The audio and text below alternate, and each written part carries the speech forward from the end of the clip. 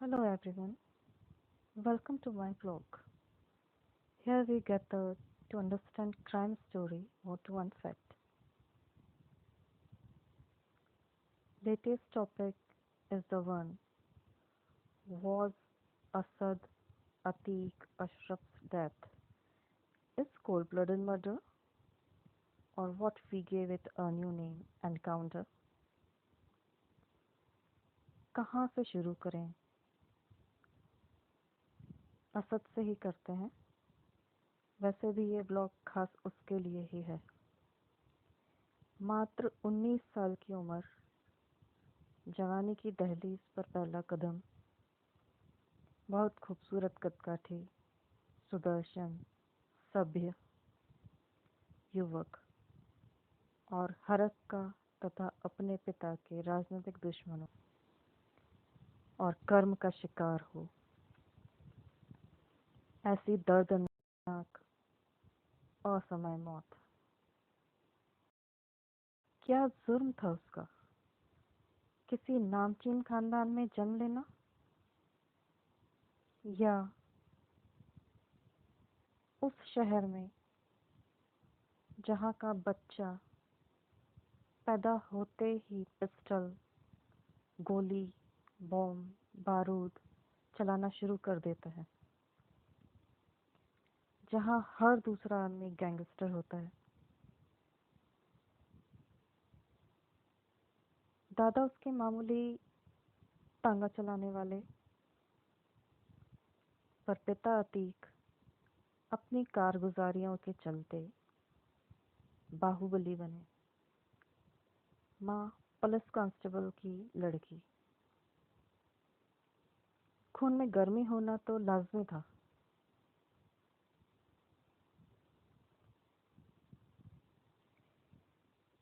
पर वो तो पढ़ने का शौक रखता था और पढ़ लिख के जज बनना चाहता था। उसने कोशिश भी की इस माहौल से दूर जाके विदेश में रह कर पढ़ाई करने की, पर परिवार की जिम्मेदारी और राजनीतिक दुश्मनों ने उसके विदेश जाके पढ़ने के मंसूबे पर जैसे पानी फेर दिया और ज़बरदस्ती का शिकार बना उसे इस गंदे माहौल में धकेल दिया।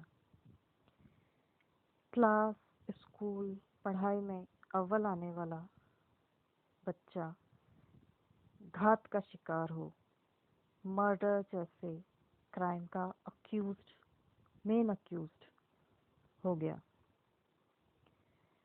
उमेश पाल को मारने के लिए उसे उसके ही गुर्गों ने उकसाया और पिता के जेल होने के कारण परिवार की जिम्मेदारी सर पर आ जाने से जैसा देखा था या जैसा उसे बोला गया करने के लिए, शायद वही कर भी दिया। जो वीडियो क्लिप अटैच्ड है, देखें असद को किस तरह से पुलिस ने घेर रखा है और फिर भी नरमी से बात कर रहा है, जबकि क्लिप में साफ दिख रहा है जिशान नामक रिश्तेदार जो आरोप लगा रहा, वही पुलिस के सामने गुंडई करता दिख रहा या गलत तरीके से बात करता दिख रहा। इनके बाप दादा किसने लगाया था? ये किसने लगाया? ये देखिए अतीक अहमद के आदमी साहब माया। चुप रहो। आप करिए। ये देखिए ये अली आसाद खचोली सैफ और ये लड़का, इन लोगों ने देखिए जबड़ा तोड़ दिया। मर जाओगे तब जब कौन पकड़ेगा? हम मार दे गोली मार दे। पूरी जमीन हमारी गिरा दी, पूरा घर गिरा दिया हमारा।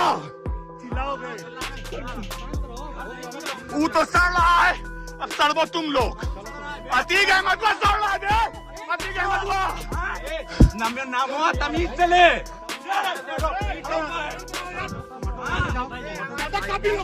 देखिए पूरा प्लाट गिरा दिया कब्जा करने के लिए। ये खुलेआम हमारी पुश्तैनी जमीन।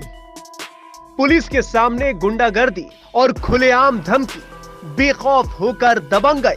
एक तरफ अतीक साबरमती जेल में है, अपने किए की सजा भुगत रहा है, तो वहीं इस बीच उसके बेटे की गुंडई का एक और वीडियो सामने आया है। इस वीडियो की पूरी कहानी आपको बताएं, उससे पहले एक बार फिर सुनिए अतीक का बेटा पुलिस के सामने ही कैसे खुलेआम दादागिरी दिखा रहा है। इनके बाप दादा ये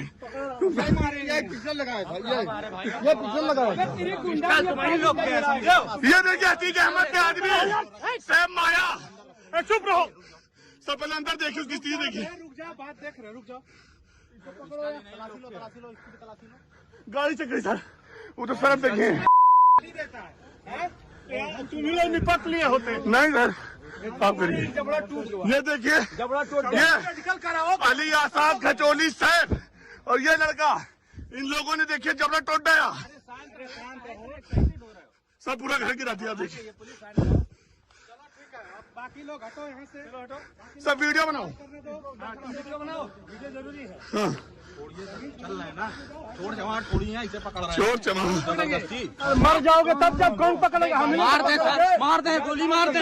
पूरी जमीन हमारी गिरा दी, पूरा घर गिरा दिया हमारा। चिल्लाओगे? शांत रहो, चलो गिरा जमीन कब्जा कर रखो। तुम्हारे बाप दादा की बताओ बेटा। चलो हटो जाओ। वो तो सड़ रहा है, अब सड़बो तुम लोग। अतीक अहमद को सड़ रहा है, अतीक अहमद को नाम हुआ तमीज से ले।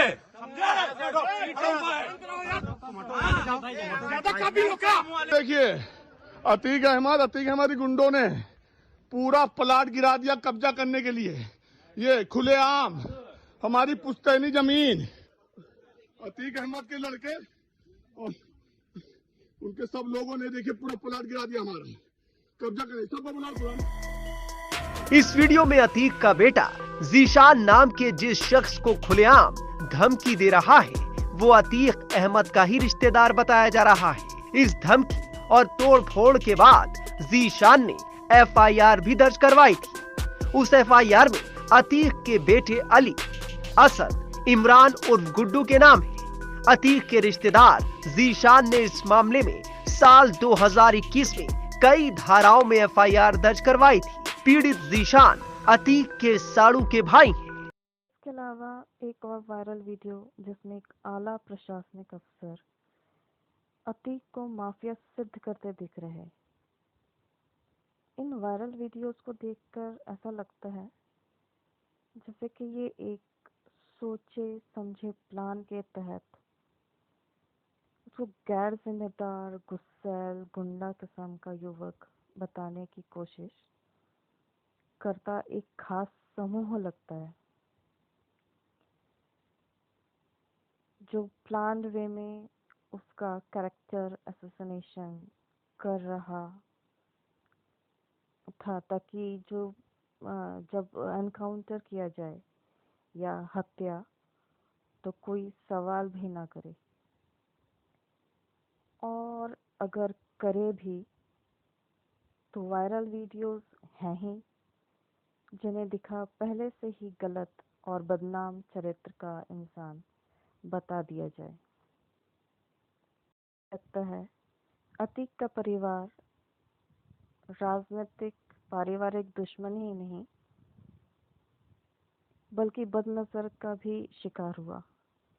5 जवान बेटे जिस औरत के हों, कितना सम्मान होता है समाज में, पर बुरी नीयत के करीबी ही गड्ढे खोदने लगते हैं जलन के चलते।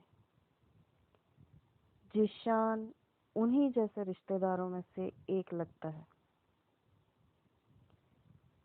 जो अपने हर वायरल वीडियो में जहर उगलता, खुद की मौत होती है अगर, तो उसके लिए अतीक को पहले से ही जिम्मेदार ठहराता दिख रहा है, जबकि हो इसका एकदम उल्टा गया। असद समेत अतीक ही मारा गया, यानी जान का खतरा जीशान को अतीक से नहीं बल्कि अतीक को जीशान से था। आसाद कालिया जो अतीक अहमद का सबसे फाइनेंस बड़ा गुर्गा है, आसाद कालिया और अतीक अहमद मिल के देखिए कितने बड़े पैमाने बना रहे हैं। आप खुद देख सकते हैं, पीडीए को पता नहीं है बात या तो पता नहीं क्या है। आप देख रहे हैं एक फ्लैट की कीमत, डुप्लेक्स कीमत कम से कम 1.5 से 2 करोड़ रुपए है। आप देखेंगे जिस दिन से उमेश पाल जी का मर्डर हुआ उस दिन से देखिए इसमें काम रुका हुआ है, गिट्टी विट्टी पड़ी हुई है, पेंटिंग हो रही थी, सब काम रुक गया है। ठीक है, ये 20 इस तक 20 भूखंड बन रहे, इधर बनने देखिए, इधर बनना शुरू हो गया, काम रुका हुआ है, ये बन रहा था। तो कहने का मतलब है कि जब तक ये इस पे पीडीआ की जांच करे, ये मैं बता रहा हूँ आपको, ये मेरा बयान नोट करिए, ये दलितों की जमीन है, इस पे आसाद कालिया और अतीक अहमद मिल के बना रहे हैं। अब समझिए जब 20 ये भूखंड बिकेगा, डुप्लेक्स बिकेगा, तो 40 से 50 करोड़ रुपए अतीक अहमद पास पहुंच जाएगा।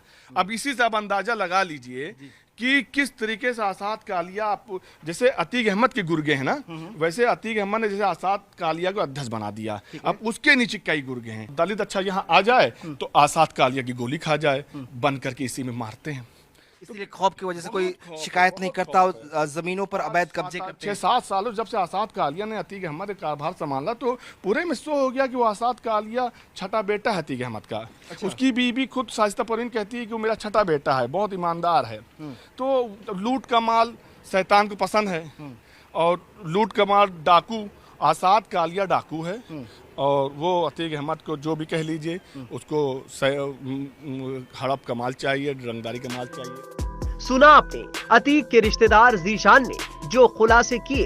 अतीक और उसके गुर्गे गरीब दलितों की जमीन पर कब्जा कर उसे कौड़ियों में जबरन खरीद लेते थे और उस पर निर्माण कर उसे करोड़ों में बेच डालते थे। अतीक के बेटे की गुंडाई का वीडियो वायरल होने और पीड़ित जीशान की शिकायत के बाद अब इस मामले में प्रयागराज पुलिस अतीक से साबरमती जेल जाकर पूछताछ कर सकती है। इस मामले की वजह से अतीक और उसके बेटों की मुश्किलें और बढ़ सकती हैं। उमेश पाल हत्याकांड के बाद सीएम योगी कह ही चुके हैं कि वो माफियाओं को मिट्टी में मिला देंगे।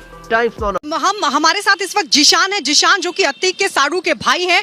ये बता रहे हैं कि कैसे इन पर अतीक अहमद ने दबाव बनाया था, अपराध करने का दबाव बनाया था, और जब इन्होंने मना किया तो कैसे इनको प्रेशराइज किया गया, इनको धमकाया गया। जीशान, आप सबसे पहले बताइए अतीक को आप कैसे जानते हैं और क्या कुछ दबाव आप पर बनाया जा रहा था? ऐसा है कि अतीक अहमद का घर हमारे घर के ठीक बगल में ही है, और बदनसीबी से हमारे भाई का रिश्ता उनकी साली से हो गया, मतलब रिश्ता लिखा हुआ था, हो गया, तो वो रिश्ते में हमारे साड़ू भी लगते हैं। लेकिन वो साड़ू हैं, भाई हैं, इसका कोई महत्व नहीं उसकी ज़िंदगी में। ऐसे हम लोग व्यापारी लोग हैं, हम लोग जब व्यापार करना स्टार्ट करते हैं, अपनी जब होश संभालते हैं, तो कोई छोटा हो, बड़ा हो, बुढ़ा हो, वो अतीक अहमद नहीं देखता है।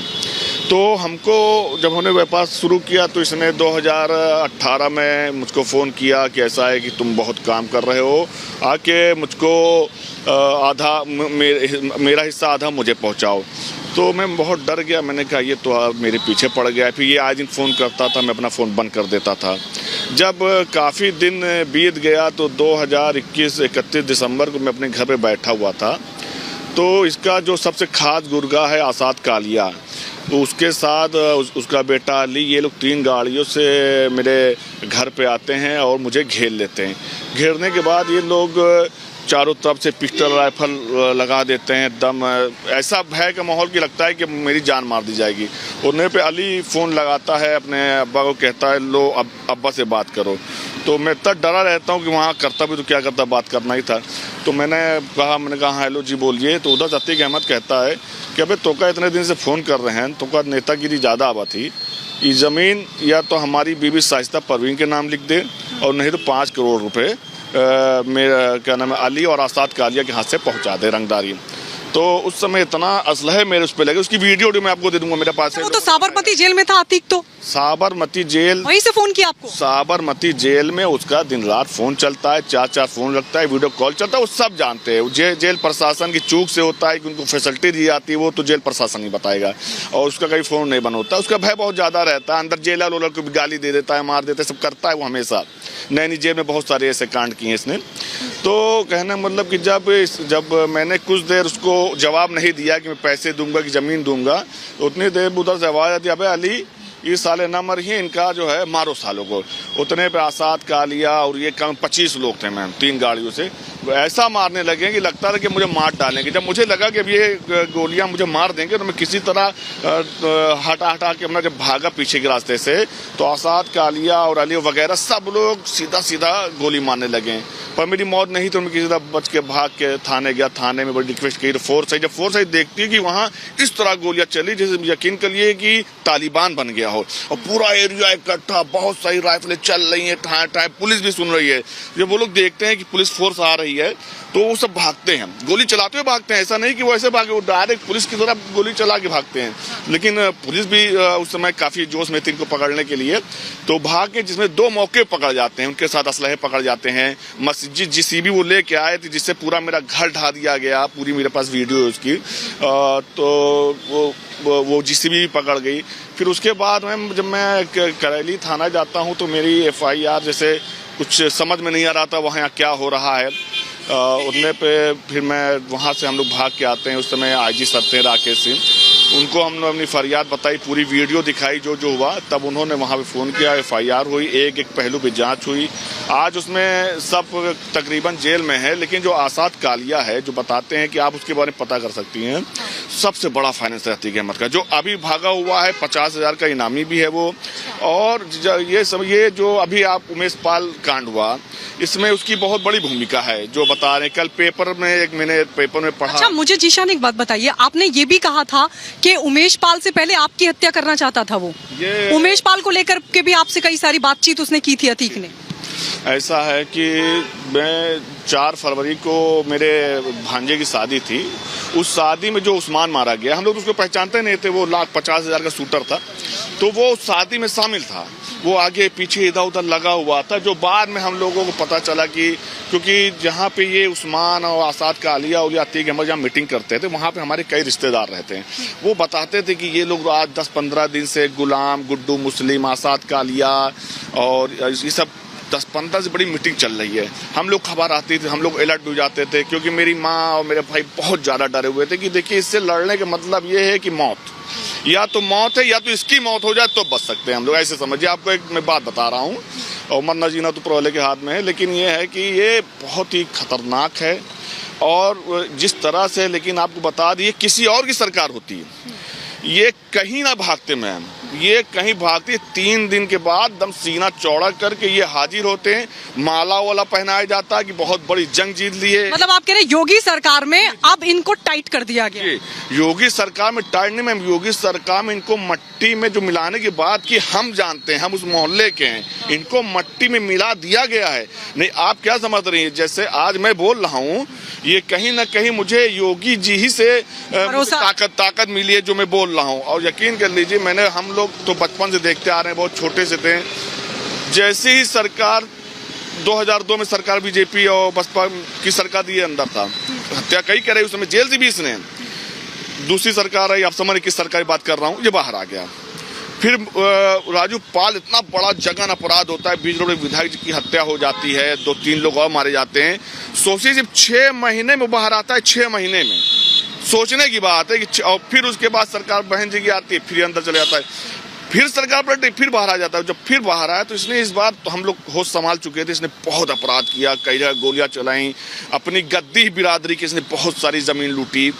और कहने मतलब है कि ये कभी जेल में रहे चाहे बाहर रहे, इससे लड़ना बहुत नामुमकिन है। क्योंकि लेकिन अब लग रहा है आपको, अब लग रहा है कि इनका खेल खत्म हो चुका है? इनका खेल इस तरह खत्म हो चुका है कि नाम लेने में लोग इनका डर रहे हैं कि कहीं योगी जी को या योगी जी की पुलिस को ना पता चल जाए। मैं आपको बता रहा हूँ, और लोग इनका खात्मा भी चाहते हैं, इसलिए चाहते हैं क्योंकि इन्होंने बहुत जुल्म किया है इलाहाबाद में, बहुत जुल्म किया इलाहाबाद प्रयागराज में। अच्छा जीशान, मेरे को सिर्फ ये बताइए, आपके उमेश पाल को लेकर आपसे क्या कुछ कहा था कि हम जब चाहें तब मार सकते हैं, आप बता रहे थे मुझे? ऐसा है कि आपको बता दें कि उमेश पाल जी के ऊपर एक मुकदमा लगाया गया फर्जी 302 का।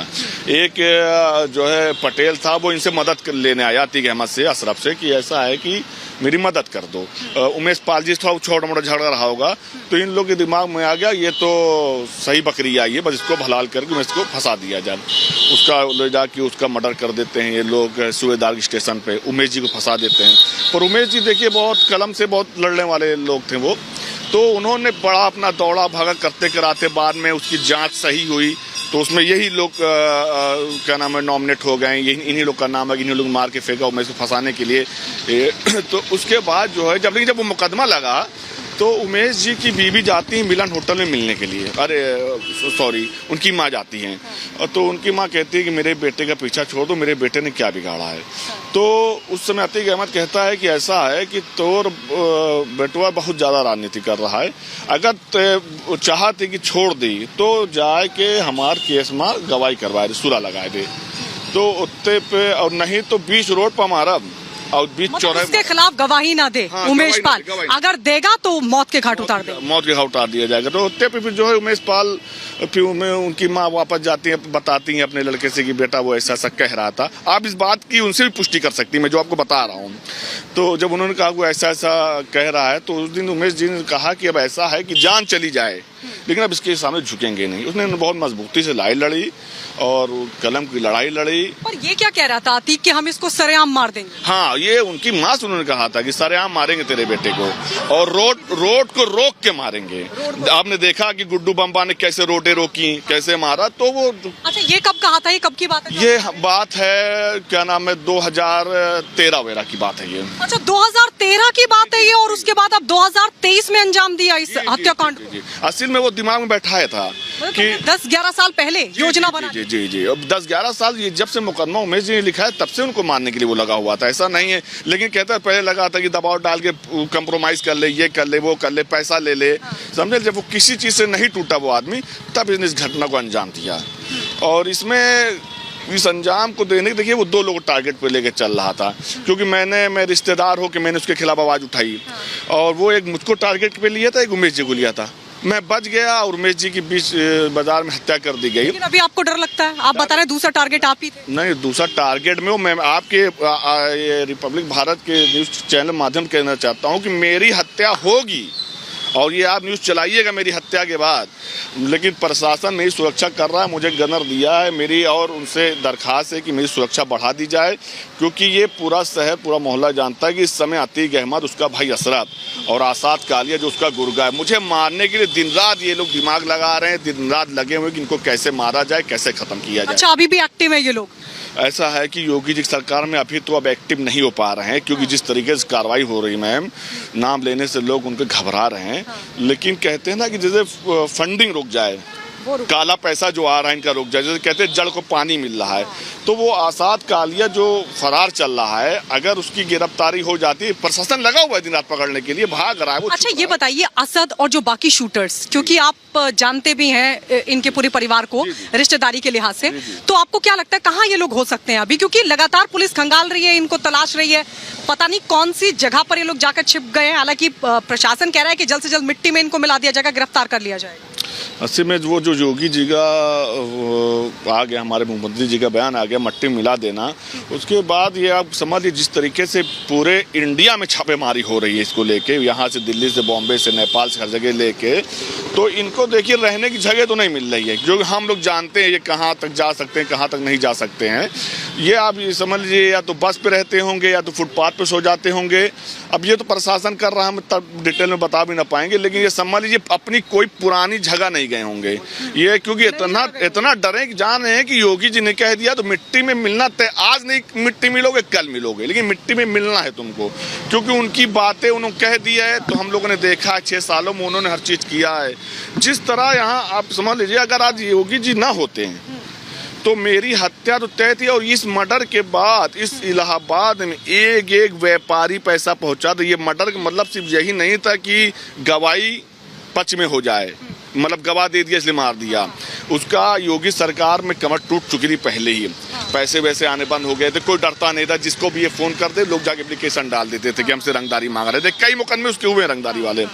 तो कहने मतलब जब देखा कि अब कुछ करना ही पड़ेगा, अब उमेश को या जिशान को, इनको बलि चढ़ाओ। फिर इसको लगा होगा कि उमेश को मारेंगे तो ज़्यादा बड़ा मामला उठेगा हमारा, तो उमेश जी को इन्होंने जो है इसलिए मरवाया। अच्छा, ये असद की लीडरशिप में ही पूरा हुआ, असद ने लीड किया इस पूरे मतलब इस पूरे हत्याकांड को, हम देख रहे थे सीसीटीवी में भी।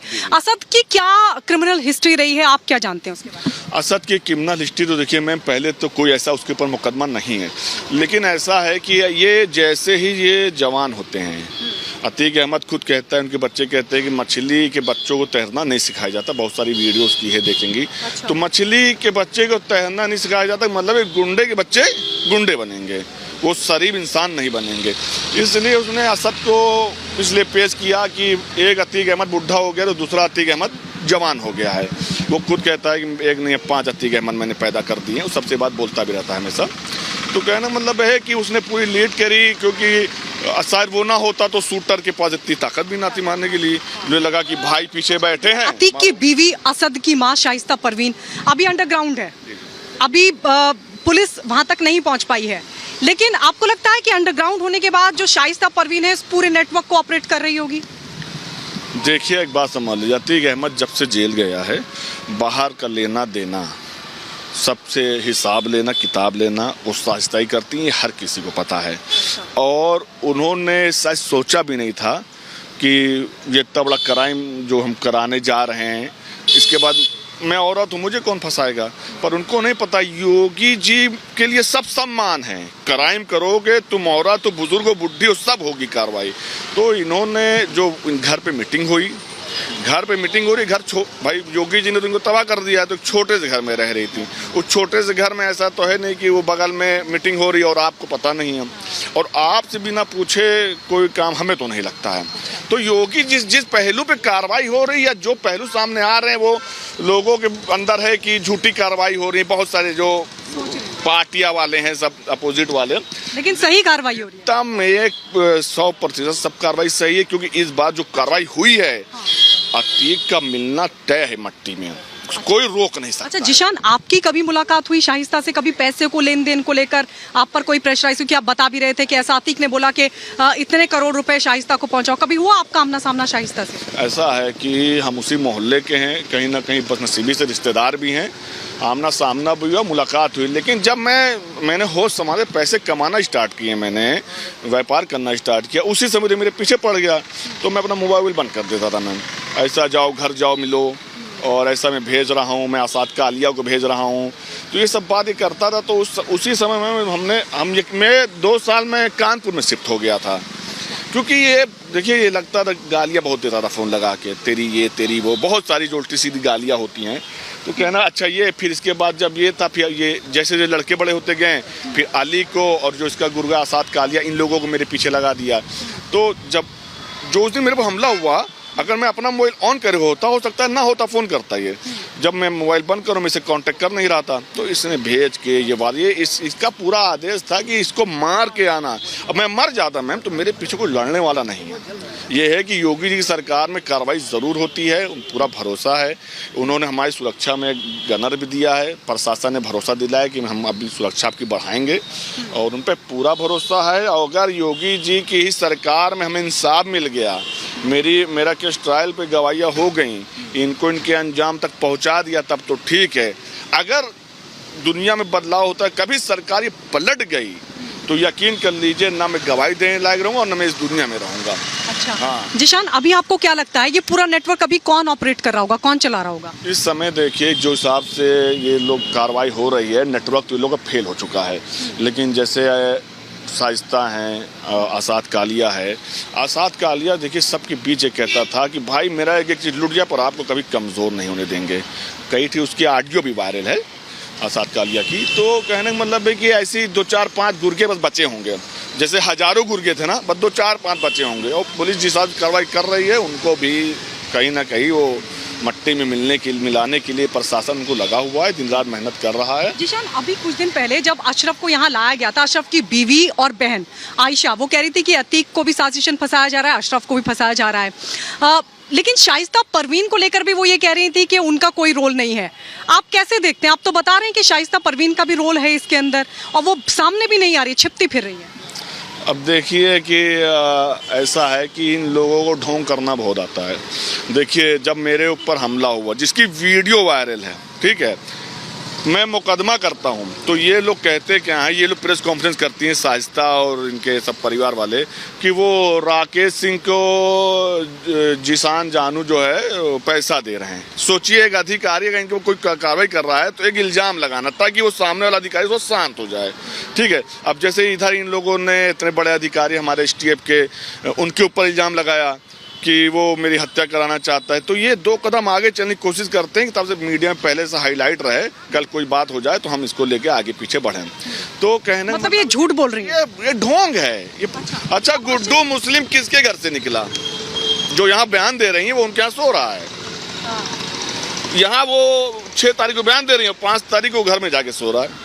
5 तारीख की वीडियो है। तो ये सब देखिए, इनके झूठ वूठ बोलने से कुछ नहीं हुआ। योगी जी की सरकार है, ये नहीं कि आप किसी मंत्री को अच्छा, ये सचमुच डर रहे हैं? अशरफ कह रहा मेरा एनकाउंटर हो सकता है, अतीक को भी इसी बात का डर है। लग रहा है आपको अब जो धड़ाधड़ कार्रवाई हो रही है उससे ये लोग डरे हुए हैं?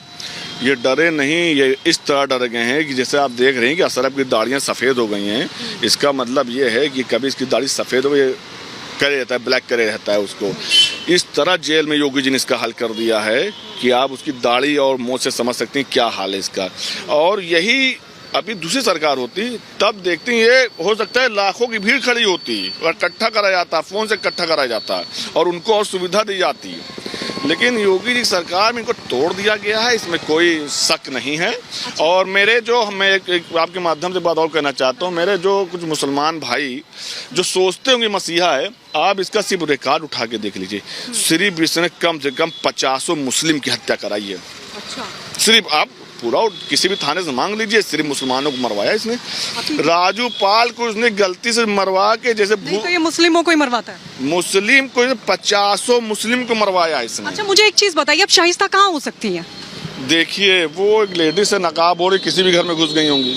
इलाहाबाद अभी यही होंगी, प्रयागराज में? प्रयागराज में हो सकती है, बाहर हो सकती है। देखिए मैम, कार्रवाई बहुत तेज हो रही है।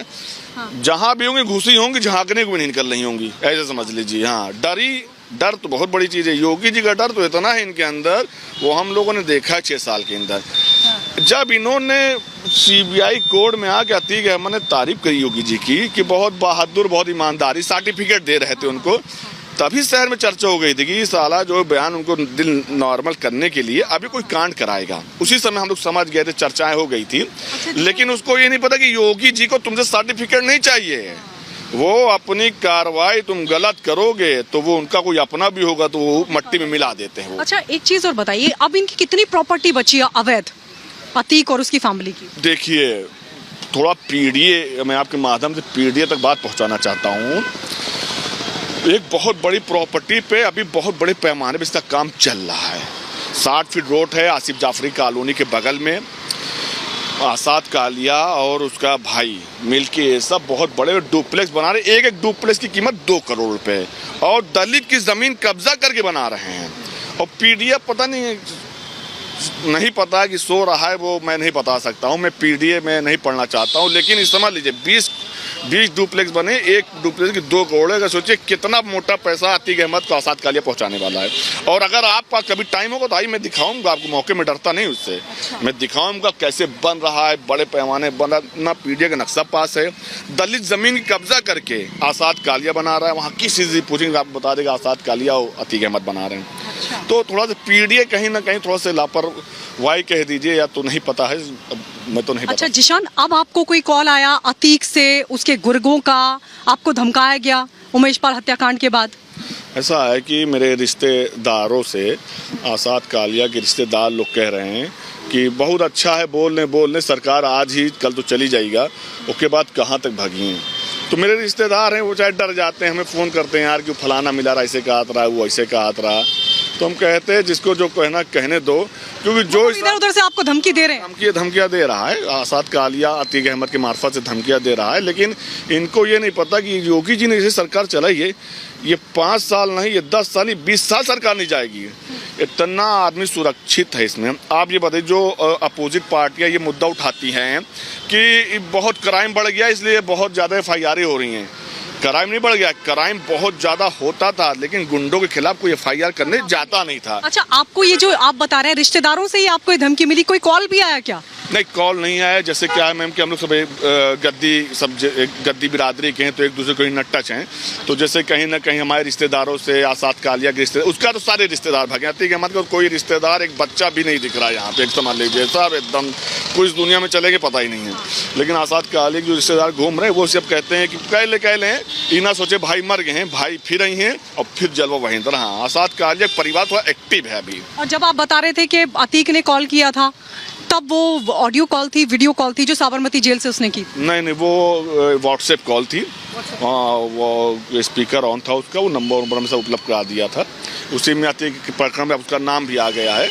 और तो देखिए, फोन उसका कभी बंद नहीं होता है, कभी ना। अच्छा, ये अखलाक जो है जाके ये अखलाक की अभी गिरफ्तारी हुई है, अगर आप जानते हो बहनोई है अतीक का, तो उसकी गिरफ्तारी, उससे पूछताछ कितनी इंपॉर्टेंट हो सकती है इस हत्याकांड मामले तक पहुंचने के? हमें लगता है कि प्रशासन उससे सारी जानकारी ले चुका होगा, क्योंकि वो मेरठ में रहता है। मुझे उसके बारे में बहुत ज़्यादा नहीं जानता हूँ, लेकिन ये कि सबसे खास बांधोई, जैसे 4 उनके बांधोई हैं, तो सबसे खास बांधोई अतीक अहमद का ये, इसी से पटती थी उसकी बहुत ज़्यादा। बस इतना हम लोग जान के, कभी यहाँ हम लोग उसको देखे भी, मैं देखा भी नहीं उसको कभी। अच्छा जिशान, जिस नंबर से आपको व्हाट्सएप कॉल आई थी, वो नंबर अगर आप दिखा दें तो भारत पर। अस्सी में व्हाट्सएप जो कॉल आई थी, मैं आपको अस्सी में डायरी में मैं आपको व्हाट्सएप कर दूंगा आप, क्योंकि इस समय ऐसा है कि मोबाइल चेंज हो गया है मेरा। लेकिन मामले की लास्ट का 2 नंबर अस्सी में उसने अपने अली ने अपने उससे करी थी। वो तो बात करते समय मैंने कुछ नंबर उसका नोट कर लिया था, लेकिन लास्ट का 2 नंबर गड़बड़ा जाता है। तो इस वजह से मैं कहूँगा प्रशासन से अगर आप लेंगे तो ज़्यादा बेहतर रहेगा, क्योंकि उसने जांच करके वो नंबर ले आया है। अब योगी सरकार से कितनी उम्मीद है? योगी सरकार से उम्मीद ही नहीं, उनसे पूरी उम्मीद है हमको, क्योंकि अगर मैं कह रहा हूँ कि अगर वो ना होते हैं तो ये मर्डर कत्ल करके भागते नहीं, ये 2-3 दिन में सीना चौड़ा करके जेल जाते हैं। और ये 2-4 साल में उमेश जी के परिवार को धमकाते डरवाते, गवाही पक्ष में कराते, छूट के बाहर भी आते हैं। लेकिन हमें हमारे मुख्यमंत्री से उम्मीद नहीं। हम जानते हैं, हमने 5-6 साल में उनका काम देखा है। मट्टी में मिलाने की बात की, मट्टी में मिला हुआ है, बस थोड़ा सा और अंदर करने की ज़रूरत है। अब जैसे उसके जो कुछ गुर्गे भी जो थोड़ा घूम टहल रहे हैं, प्रशासन को सब जानकारी है, प्रशासन अपने हिसाब से कार्रवाई कर रहा है, दबिश भी दे रहा है, रात दिन लगा हुआ है, सो नहीं रहा है। तो कहना है जैसे आसाद कालिया, इनके परिवार को भी जो है थोड़ा से प्रशासन लगा हुआ है, इनके खिलाफ भी कार्रवाई कर रहा है। अब जैसे मैंने कहा कि जो डुप्लेक्स बन रहा है उस पर कार्रवाई होना बहुत जरूरी है मैम। 40 करोड़ रुपए जाएंगे अगर वो डुप्लेक्स बिक गए तो। और अतीक को जाएंगे? आसाद कालिया मतलब अतीक अहमद है मैम। अच्छा, एक चीज और मुझे बताइए, ये जिस तरीके से आयशा नूरी वो तब भी कह रही थी कि साजिशन फंसाया जा रहा है, अब आज ये खबर आ रही है कि आयशा नूरी के खिलाफ भी कुछ पुख्ता सबूत मिले हैं, वो भी इन सब के साथ इन्वॉल्व रही हैं, तो उनके बारे में आप क्या जानते हैं? अच्छा, अगर किसी ने एक आतंकवादी को सड़ देना और एक इतने बड़े गुंडे जो 3-3 हत्या और बम देख रहे हैं, जैसा तालिबान में चलते हैं बम, तड़ाम हाथ उड़ गया, इतना खतरनाक बम था वो एक बेचारे हमारे जवान का। तो अगर उसको हम शरण दे रहे हैं, हम जानबूझ के शरण दे रहे हैं, हम ये नहीं कोई मेरे घर में घुस आया उसको हम नाश्ता पानी दे रहे हैं, सोने की जगह दे रहे हैं, तो क्या मतलब है उसका? पूरा सब मिली जुली सरकार है ये सब सिर्फ एक ढोंग रचा जाता है। CBI में पूरा योगी जी ने खोल के रख दिया है, आपका प्रशासन ने पूरा खोल के रख दिया है, कौन मारने में था, कौन साजिश में था।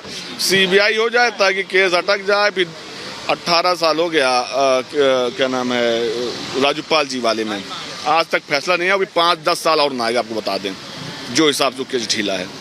अच्छा, गुड्डू मुस्लिम के बारे में आप क्या जानते हैं? वो घर पे गया था, CCTV फुटेज भी।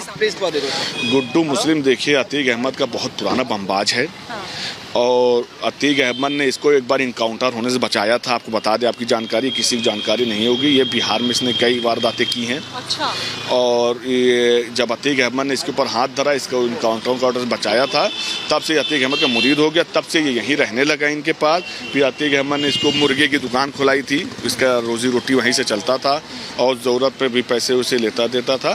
तो बहुत घातक आदमी है। गुड्डू मुस्लिम ने यहाँ से लेके गुजरात तक बहुत उसका जाल था। वो तो बस योगी जी की सरकार में वो कहता है मत मारी है, फंस गया है, अब इसलिए वो बचेगा नहीं। और हमारी आपके चैनल के माध्यम से बस ये गुजारिश है कि हमारी सुरक्षा बढ़ा दी जाए, क्योंकि जिस तरीके से मैं इनके खिलाफ बोल रहा हूँ, बयान दे रहा हूँ, सारी चीज़ें हैं, ये सो नहीं रहा होगा, बस सोच रहा हूँ कि कैसे जिसानुओं को मरवा दूँ, आ जाए उसके ऊपर मिसाइल गिरवा दूँ, क्या करवा दूँ, लगे होंगे उसके गुर्गे उर्गे लगे होंगे। चलिए जब तक जिंदगी है लेकिन ये है कि योगी जी रहेंगे, बोलता रहूँगा, योगी जी चले जाएंगे घर के अंदर घुस जाऊँगा, आपको बता दे रहा हूँ एकदम साफ। अच्छा, ये लास्ट कॉल कब आया था? ये आखिरी सवाल मेरा आपसे, अतीक का या उसके ग्रुप का? लास्ट कॉल देखिए, अभी आपको एक जानकारी मैं और दे देता हूँ। अतीक अहमद क्या नाम, उमेश जी कत्ल से ठीक 15 दिन पहले, 24 को हत्या हुई थी, उससे 15 दिन ठीक पहले एक पप्पू हैं रसूलपुर के, उनको आसाद कालिया फ़ोन करता है। मैं वो नंबर देता हूँ, वो नंबर मेरे पास है। आसाद कालिया फ़ोन करता है, कहता है अबे पपुआ, बक्सी वाली ज़मीन भाई कहे नहीं कि भाभी के नाम लिख दे, और नहीं तो अब ऊ कांड हो वाला है कि दहल जाई, पूरा इलाहाबाद दहल जाए और पैसा बोरा में घर करके पहुंचाओ। वो बलिया पूरे पेपरों में हेडलाइन में था ये। तो वो नंबर पप्पू रसूल पर हमारे जानने वाले, तो उससे मैंने वो नंबर लिया था। वो नंबर मेरे पास है, कहेंगे तो वो नंबर मैं आपको दे दूंगा। तो वही लास्ट कॉल थी। तो अब ये आखिरी आप क्या कहना चाहेंगे कार्रवाई को लेकर? कार्रवाई योगी जी इनको मट्टी में मिलाना बहुत जरूरी है। नहीं ये अगर आप कहीं चले गए हम लोगों को छोड़ के, अगर आप वैसा होगा नहीं, बता रहा हूं 20 साल ऐसा नहीं होगा, लेकिन अगर आप चले गए तो हम लोग तो मरे मराए हुए हैं। और ये और घातक एक नहीं कई अतीक अहमद बन के निकलने वाले हैं। पहले तो एक को नहीं झेल पा रहा था इलाहाबाद, अब की 5-5 अतीक अहमद है। Zeeshan, thank you so much हमारे साथ जुड़ने के लिए। तो ये जिशान जो बार बार ये कह रहे हैं कि योगी सरकार है इसलिए माफिया मिट्टी में मिल रहे हैं, और आगे भी जब तक योगी रहेंगे ये खुद को सुरक्षित महसूस करेंगे। लेकिन अगर योगी जी चले गए तो कहीं ना कहीं इनके जैसे तमाम लोगों की जान को खतरा हो सकता है इस तरह के माफियाओं से। एक छोटा सा ब्रेक हम ले रहे हैं, लेकिन ब्रेक के बाद आपको दिखाएंगे अतीक अहमद यानी माफिया पर सब जो घेराबंदी हुई और घेर के मारा गया। ऐसा लगता है अतीक के रसूख के आगे प्रशासन की तो चलती नहीं थी, तो हफ्ता या कट क्या ही मिलता होगा रिश्वत के तौर पे। उधर जीशान जैसे करीबी की जलती थी अतीक के रसूख और ऐशअदब और संपत्तियों को देख के। तो इन्हीं जैसे भेड़ियों ने मिल के जाल बिछाया, वीडियो वायरल कर पहले बदनाम करने की भूमिका तैयार की, फिर झूठे केस में अतीक के अंदर जाते ही चील गिद्ध की तरह परिवार पर टूट पड़े। पहले परिवार की सामाजिक स्थिति खराब की, फिर आर्थिक स्थिति खराब की, फिर जो मजबूत स्तंभ थे परिवार के उन्हें एनकाउंटर के नाम पर ढेर कर दिया। साबरमती जेल में बंद अतीक अहमद और बरेली जेल में बंद अशरफ ने उमेश पाल हत्याकांड के लिए ऐसा ताना बाना बुना, ऐसी प्लानिंग रची कि आज एक भी शूटर और अतीक अहमद की 50,000 की इनामी पत्नी शाइस्ता परवीन तक ढूंढने नहीं मिल रही। आखिर अतीक अहमद इतना शातिर कैसे है? हमारे साथ बात करने के लिए यूपीएसटीएफ को स्थापित करने वाली टीम में आईपीएस रहे राजेश पांडे जी हैं। सर, अतीक अहमद आज अचानक से इतनी बड़ी चुनौती बन गया कि ये शुरू से इसका मोडस ऑफ ऑपरेंडी इतना था कि किसी भी घटना को बड़े प्लानिंग तरीके से करता रहा है? देखिए, कोई भी अपराधी अचानक इतना बड़ा हो नहीं सकता है, पहली बात तो ये समझ लीजिए। धीरे धीरे ये तो लॉन्च करता है। चांद बाबा को मार के इसने अपने आप को लॉन्च किया, राजू पाल को मार के अशरफ को लॉन्च किया, उमेश पाल को मार के इसने अपने लड़के को लॉन्च किया। ये तो लॉन्चिंग पैड बनाता है, एक दिन में है ये। 40 साल का इसका आपराधिक इतिहास है। कौन नहीं जानता कि ये इसने क्या क्या नहीं किया और कैसे अपने आप को बनाए रखने के लिए, अपना वर्चस्व कायम रखने के लिए, अपने रिट को चलाने के लिए, ताकि इसके मुंह से जो शब्द निकले आदमी बिल्कुल नतमस्तक हो जाए, ऐसा काम करता रहा हमेशा ये। राजू पाल की हत्या के बाद अतीक अहमद एकदम से चर्चा में आया, लेकिन अतीक अहमद ने लखनऊ में भी पैठ बनाने की कोशिश की। आप एसएसपी लखनऊ थे तो एक घटना बड़ी चर्चा में आई। कानूनी दस्तावेजों में हालांकि नहीं आ पाई। अतीक अहमद ने किसी व्यापारी को भी धमकाया था, लेकिन वो फिर आपके और डीएम उस समय के तत्कालीन थे, उनके इंटरफेरेंस से एक बड़ी घटना, एक बड़ा कीमती जमीन को कब्जे करने की रुक गई थी। क्या था मामला वो? देखिए, व्यापारी को भी आप सब जानते हैं, पूरा लखनऊ जानता है। सुगना मल वाले हैं सुशील गुरनानी। हुआ ये कि इनकी एक बड़ी पीस ऑफ लैंड पीजीआई के पास कहीं पे थी। बात ये अगस्त 2015 की थी। मैं एसएसपी था, राजशेखर साहब उस समय डीएम थे। एक दिन 10, 20, 50 लोग राइफल लिए हुए, गाड़ियां लिए हुए और 5-6 ट्रकें ईंट, बालू, गिट्टी, बिल्डिंग मटेरियल सब वहां गिरा दिया गया। किसी ने आस पड़ोस में ये सूचना दी गुरनानी साहब को कि ये आपकी जमीन पे ये लोग बहुत ढेर सारे बंदूक वाले दिखाई दे रहे हैं। ये भी बेचारे भाग के गए वहां पर, अपने भाई को ले गए, 2-3 लोगों को और ले गए। हाथ में इनके वो फाइल थी, इनके कागज पत्र थे। वहां जैसे ही इन्होंने बताने की कोशिश की, इनको वहां धमका दिया गया और जब राइफलें टनटनाई वहां से तो बेचारे डर गए, डर के वहां से वापस चले आए। ये एक बहुत ही वरिष्ठ आईएएस अधिकारी के पास गए तो उन्होंने कहा भाई पुलिस के पास जाइए आप। तो उनकी हिम्मत नहीं पड़ी। उनका साहब अब हम इस समय क्या पुलिस के पास जाएं, यही लोग शासन सत्ता में हैं, कौन हमारी सुनेगा। बहरहाल मेरे भी जानने वाले मेरे बहुत शुभचिंतक आईएएस अधिकारी थे। उन्होंने मुझसे कहा कि इस तरह की बात हुई है और अतीक अहमद खुद वहां मौजूद है, ये तो बहुत खराब बात होगी। अगर अतीक अहमद उस जगह पे मौजूद था, उस जमीन पर मौजूद था, वो असलहों के साथ। और जैसे ही वो हमारे पास आए तो मैंने इसको चेक किया। विनोद यादव मेरा इंस्पेक्टर उस समय था, बल्कि एसओ था पीजीआई में। मैंने उसको भेजा वहां पे। उसने कहा कि हाँ साहब, आदमी तो बहुत हैं, अतीक अभी चला गया है। तो मैंने कहा ये कागज पत्र लेके आए हैं, मैं इनको भेज भी रहा हूँ और मैं खुद भी दिखवाता हूँ कि इनके पेपर्स सही हैं कि नहीं हैं। मैंने इनसे कहा कि देखिए आप इसकी कागज को वेरीफाई करने के लिए किसी रेवेन्यू अफसर, तो उन्होंने कहा साहब हमारी कौन सुनेगा। मैंने डीएम साहब को फ़ोन किया, राजशेखर साहब, और मैंने कहा साहब मैं इनको भेज रहा हूँ, इसको ज़रा दिखवा लीजिए। ऐसा लगता है कि ये ज़मीन पे कब्जा करने का मामला है और अतीक आया हुआ है। उन्होंने कहा फ़ौरन भेजिए। ये बेचारे गए वहाँ डीएम साहब के यहाँ। जो उनके स्टाफ में लोग थे उन्होंने सब वेरीफाई करके बताया साहब कागज़ इनके बिल्कुल दुरुस्त हैं, बहुत पुराने कागज़ हैं, ये बहुत पुरानी ज़मीन है, बहुत पहले की रजिस्ट्री है। और ज़मीन पे डिमार्केशन के लिए मैंने कहा साहब किसी एक आदमी को भेज दीजिए और मैं एसओ को और फोर्स की ज़रूरत है, फोर्स भेजता हूँ। अभी इसको डिमार्केट करके ये अपनी बाउंड्री बना लें तो कैसे कोई कब्जा करेगा। बहरहाल उन्होंने एक नायब तहसीलदार को शायद भेजा। इंस्पेक्टर से मैंने बात की, उसने कहा साहब थोड़ी सी हमें फोर्स और मिल जाए। एक प्लाटून पीएसी दी और लोकल पुलिस जितनी उसके पास थी वो लेके गया। उसने नायब तहसीलदार ने सब नाप जोक की, उसका डिमार्केशन किया और इनसे कहा कि अब आप अपनी बाउंड्री बना लीजिए, नहीं को खाली है ये, कल को पूरी बिल्डिंग इसमें बन जाएगी, ना आप कुछ कर पाएंगे ना हम कुछ कर पाएंगे। तो बहरहाल ये काम जैसे ही शुरू हुआ फ़ोन आने शुरू हुए। उसका एक दलाल यहाँ रहता था, इसका अतीक का, लखनऊ में कमल बलानी उसका नाम था। कमल बलानी इंदिरा नगर में कहीं रहता था। फौरन उसका फ़ोन मेरे पास आया कि वो आपने वहाँ पुलिस भेज दी है और ये हमारी ज़मीन है, फलाना है, ढकाना है, अतीक भाई की ज़मीन है ये कमल बलानी ने कहा अतीक भाई, हाँ अतीक भाई की ज़मीन है। तो मैंने कहा भाई किसी की ज़मीन में ज़बरदस्ती घुस जाएंगे? वहाँ पे नायब तहसीलदार गया है, नाप जोक कर रहा है, कतई किसी की ज़मीन नहीं है, ये इन्हीं की ज़मीन है गुरनानी की। रेवेन्यू अफसर रेवेन्यू रिकॉर्ड से देख के बता रहा है, कैसे हो जाएगी ये। बहरहाल मैंने विनोद से कहा कि वहाँ सबको मार के भगाइए, नहीं मानते हैं मुकदमा कायम करिए, अरेस्ट करिए, जेल भेजिए। लेकिन ये गुंडई वहाँ पीजीआई जैसे संवेदनशील इलाके में, जहाँ वीआईपी हर समय आता जाता रहता है, 20 आदमी राइफल लेके खड़े हों, ये अच्छी बात नहीं है। खैर उसके पास फोर्स थी, उसने सबको वहाँ से भगाया, इनका काम वहाँ शुरू हो गया।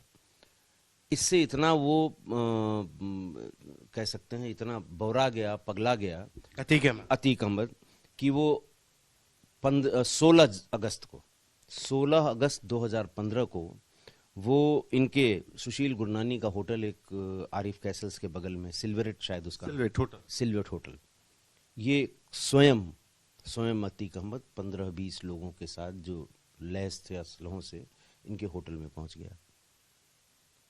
इनके मैनेजर को पहुंचते ही रौले में लिया कि जो चला रखे हो सीसीटीवी ये बंद कर दो, नहीं अभी हम एक एक को फायर करके गिरा देंगे नीचे, मतलब गोली मार के सब हम फ्यूज कर देंगे। डर गया बेचारा, उसने सारे सीसीटीवी जितने कैमरे थे वो बंद किए। फिर इसने कहा कि अब मेरी फोटो ले लो। अतीक अहमद ने कहा, ये स्वयं अतीक अहमद की बात है, और अब मेरी फोटो ले लो और 50 लोगों का नाम लिया, कुछ पॉलिटिकल लोगों का, कुछ ऑफिसर्स का, ले जाके दे देना उनको, जिसको जो उखाड़ना हो उखाड़ ले। अब आप सोचिए, इतना सत्ता का मद था उसके ऊपर कि वो चैलेंज कर रहा था पूरी ब्यूरोक्रेसी, पूरी सरकार को। मद में ही उसने आधे इलाहाबाद के सिविल लाइन को कब्जा कर लिया। आप जरा उन लोगों से पूछिए। देखिए, माननीय मुख्यमंत्री जी ने जिस दिन सदन में कहा कि मैं इस माफिया को मिट्टी में मिला दूंगा, आप उन हजारों हजार आदमियों के, प्रयागराज के, उनके कलेजे को जो ठंडक पहुंची होगी, जो उनको सुकून मिला होगा कि चलिए किसी ने तो कहा कि साहब इसको मिट्टी में मिला देंगे। कभी पहले के लोग तो संरक्षण दे रहे थे मिट्टी में मिलाना, क्योंकि मिट्टी मिलाने वाली बात, आप जिस आदमी का कोई लेना देना नहीं, जो लुटा पिटा है, जिसका घर लुट गया है, जिसकी जमीन लिखा ली है, जिसके घर में कब्जा करा दिया है, आप उनके दिल से पूछिए कि उन्होंने कभी सोचा नहीं था कि आदमी मिट्टी में मिलेगा, या कोई खड़ा होकर कहेगा भी कि हम मिट्टी में मिला देंगे। उनके दिल के संतोष को आप जाइए संतोष जी, वहां ऐसे लोगों से, जो लूटे पिटे लोगों से पूछिए कि मुख्यमंत्री जी की आवाज आज भी उनके सीने में गूंज रही होगी।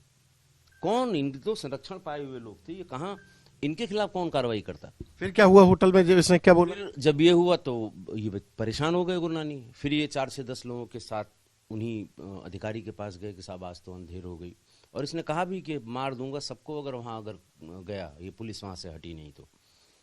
फिर मेरे पास आए, उन्होंने फिर भेजा, फिर मेरे पास आए। हमने कहा बिल्कुल बेफिक्र होइए, आप वहीं जाइए, मैं देखता हूं कौन आपको क्या करता है। वो फुटेज भी ले आए थे, आज भी हैं, आज भी सुगनामल की दुकान है और सुशील गुरनानी जी हैं। आप उनसे बात करिए कि वो कितना कांप रहे थे बेचारे, कितना परेशान थे उस समय इसको देख के। मैंने इनसे कहा कि आप फौरन एक FIR कराइए, तो उन्होंने कहा साहब हम मारे जाएंगे, हम FIR, बहुत परसू किया गया लेकिन FIR नहीं कराई उन्होंने। दहशत की वजह से उन्होंने FIR नहीं कराई। आज भी उनका वो प्लॉट है जिस पे बाउंड्री जो रेवेन्यू ऑफिसर्स ने, पुलिस ने खड़े होकर कराई थी, उसमें पेड़ लगे हुए हैं। गुरनानी जी को संतोष है कि उस पीरियड में भी फिर बार बार इनके चैलेंज करने के बाद फिर आप लोगों के ऊपर कोई दबाव आया किसी की तरफ से? हमारी फोन राजशेखर साहब के पास किसी ने किया था, किसी बड़े पॉलिटिकल आदमी ने, तो उन्होंने कहा कि राजेश, जो चीज़ सही है वो सही है, यही हम लोगों का स्टैंड है। कोई कुछ भी कहता रहे, वो गुरनानी की ही ज़मीन है, आज की नहीं, बहुत पुरानी ज़मीन है, रेवेन्यू रिकॉर्ड्स में सब वही है, किसी के कहने से किसी की नहीं हो जाएगी, लिहाजा जो है वो उसी पर हम लोग स्टिक करेंगे। और उन्होंने, राजशेखर साहब ने और हमने, दोनों लोगों ने उसी पे स्टिक किया। आज भी सुशील गुरनानी की वो ज़मीन उन्हीं के कब्जे में है। ये तो आप लोगों ने उस समय पे समाजवादी पार्टी की सरकार थी तो, और अतीक अहमद खुले में घूम रहा था, तो ये तो आप लोगों ने अपनी कुर्सी खतरे में डाल करके सरकार से ही, पार्टी से पंगा ले लिया था। देखिए ऐसा है ना, कुछ तो आप, अगर आपके अंदर जरा सा भी ये बात है कि नहीं भाई सही आदमी की मदद होनी चाहिए, गलत आदमी कितना भी पावरफुल हो, कितना भी वो आपके ऊपर वो प्रेशर डाले, लेकिन अगर आप सही आदमी के साथ, आप हमसे पूछ रहे हैं, ये सिर्फ इसीलिए पूछ रहे हैं कि वो सही काम हुआ था हम लोगों से, वो हम लोगों ने सही किया था, किसी दबाव को नहीं माना था। और उनके चारों तरफ कहने सुनने, उनकी गुंडई आतंक सब, ये तो अगर जरा सी हिम्मत की होती गुरनानी ने, मुकदमा लिखाया होता तो उसी दिन वो जेल भी जाते, तब न जाते तो आज इस जो समय चल रहा है इसमें जेल जाते। और मैं आपसे कहूंगा कि आप एक बार पूरी बात सुशील गुरनानी से पूछिएगा जरूर। मैं बात करूंगा उनसे। लेकिन अब 42 दिन हो गए उमेश पाल हत्याकांड को, आप पुलिस को इतने जानते हैं, तमाम ऑपरेशंस किए हैं, शिव प्रकाश शुक्ला जैसे दुर्दांत अपराधी को मारा, तमाम आतंकवादियों को भी ढेर किया, गिरफ्तारी की, कहां पे ये, कौन से सिस्टम का ये फायदा उठा रहा है कि 42 दिन से यूपी पुलिस हलकान है, यूपी एसटीएफ साया तक नहीं छू पा रही है? देखिए, जब ये अपना सिस्टम चलाता है तो उस सिस्टम में सारे लोग शामिल होते हैं। अब बातें खुल के आ रही हैं। आपको पता है कितने पुलिस अधिकारियों को प्रयागराज से बाहर फेंका गया है? अभी फेंका गया है। पहले शिफ्ट में हमारे ख्याल से 7 लोग गए थे, फिर उसके बाद 12 लोग गए थे। पुलिस के लगभग 2 दर्जन। लगभग 2 दर्जन क्यों गए? क्योंकि ये छोटे छोटे ऑपरेशन की सूचना वहां तक पहुंचाते थे, क्योंकि ये सेफ पैसेज देते थे, क्योंकि ये जरा सी पैसे की लालच में उस अपराधी के साम्राज्य को बढ़ाने में उसकी मदद करते थे। कितने जेल के सुपरिंटेंडेंट और कितने जेल के अधिकारी सस्पेंड हुए, कितने दूसरे अधिकारी सस्पेंड हुए, ये अब हुए। साबित क्या करता है कि एक आदमी के सत्ता और साम्राज्य को चलाने के लिए तमाम सरकारी महकमे, अब तो साबित हो गया ना कि पुलिस वालों की कितनी मिलीभगत थी, जेल के स्टाफ की कितनी मिलीभगत थी, लोकल वहां जो लोग हैं उनकी कितनी मिलीभगत थी, चाहे डर से चाहे पैसे की लालच से। ये वकीलों की फौज आपने देख ली, कितनी बड़ी वकीलों की फौज। इनके परिवार में किसी ने अरेस्ट कहाँ हुआ? वो तो सरेंडर करते हैं सबके सब। भाई कह तो रहा हूं कि इधर अपराध किया, उधर सबसे पहले थाने पर फोन कि एक झूठी एफआईआर आई है, लिखना मत, एक फलाना आ रहा है, लिखना मत। पहला वहीं से शुरू करते हैं, फिर उसके बाद अगर बहुत जरूरी, अच्छा ठीक है इसको नहीं, इसको मैं भेज रहा हूं, कल अदालत में सरेंडर कर देगा, दबिश नहीं पड़नी चाहिए। और फिर इस तरह से कितना कितना, मतलब हर स्टेप पर, कोई स्टेप ऐसा नहीं है, हर स्टेप पर ये किसी न किसी के कंधे पे बंदूक रख के चलाते रहे, और साम्राज्य उनका यहां से यहां पहुंच गया कि 40 साल में किसी मुकदमे में, भाई उमेश पाल गवाह ही तो थे, या तो गवाही देने वाला गवाही देने जाएगा तो होस्टाइल होगा, वरना वो गवाही देने जा ही नहीं पाएगा। किसी मुकदमे में इनके की विटनेस की गवाही नहीं हुई है, जा ही नहीं पाया, वो कहां से अदालत सजा दे देगी।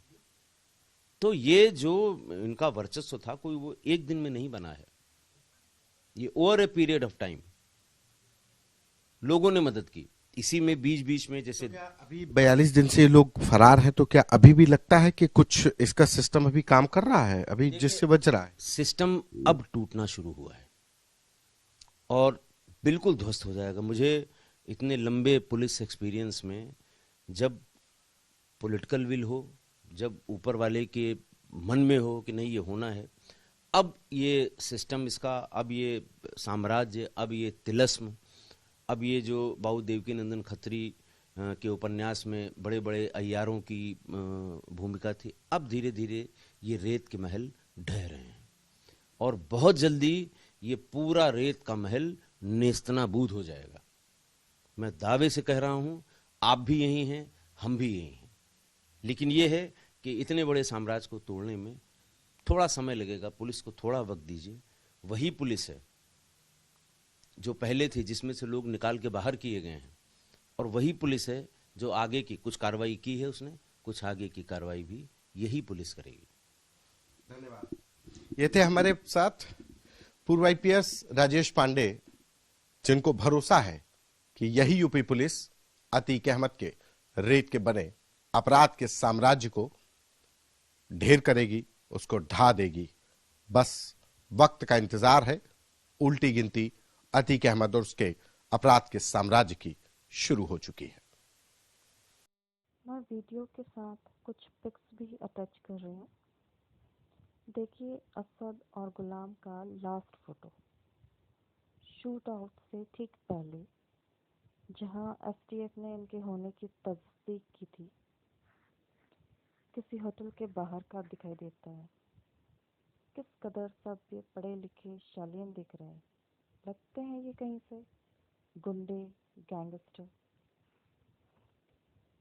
वहीं यूपी एसटीएफ का फोटो देखें, जिन्होंने सो कॉल्ड एनकाउंटर में असद और गुलाम को मारा। जरा इनकी तस्वीर पर गौर फरमाएं। See the difference.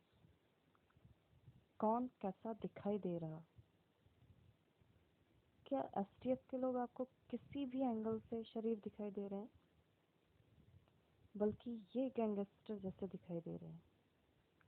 Although I had great respect for my forces, पर जो दिख रहा वो मैंने जाहिर किया।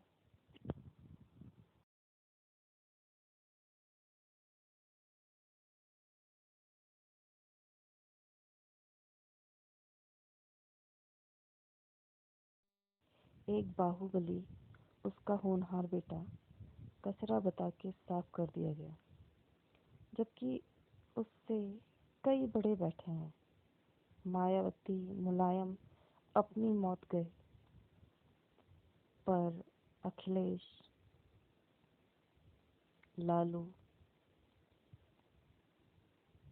जैसे कई यूपी तो भरा पड़ा है ऐसे लोगों से।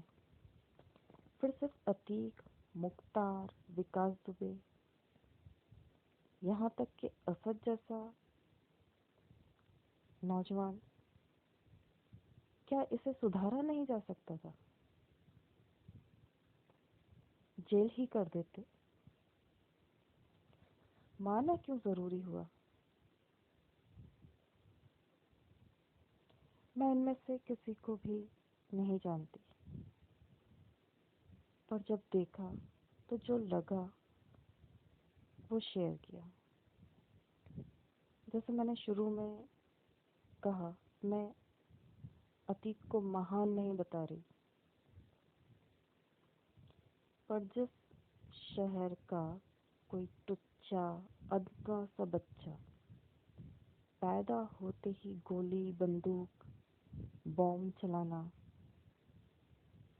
जानता हो, वहाँ के एक बाहुबली को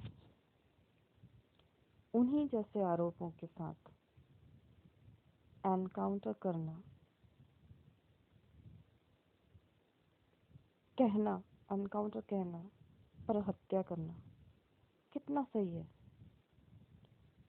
वो भी असद जैसे युवक का, जो पढ़ के जज बनना चाहता था।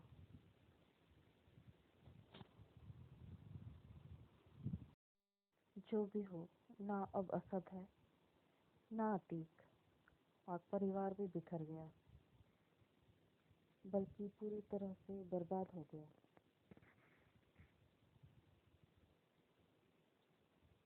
मेरा सेंस कहता है जीशान जैसे करीबी और राजनीति व प्रशासन के भूखे भेड़ियों ने एक परिवार निगल लिया।